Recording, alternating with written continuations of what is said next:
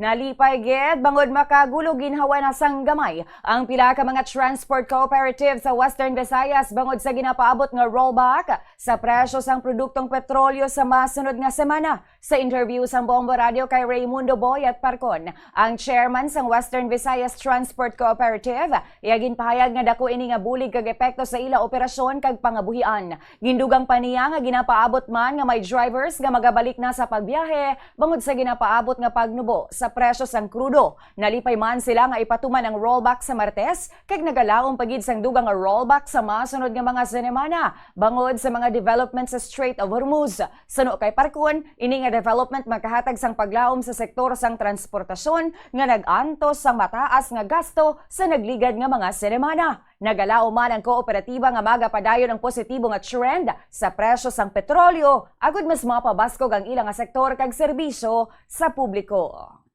Daw nalipay kita no, iti inaamo inang balita pero kung ma-implement ini by Tuesday and malipay kita no, iti base pag another week naman may another rollback naman na kag siguro dako gina nga kuan nga sa part nato no, sa transport dako gini nga impact no, kag dako gini nga babalik sa aton nga aton nga operasyon kag ang tanan naton sinidiri nga mga driver guro base kon nakabiyahe dahil naman ni sa subong di pa kita kay ti amat-amat balik ang aton nga dis.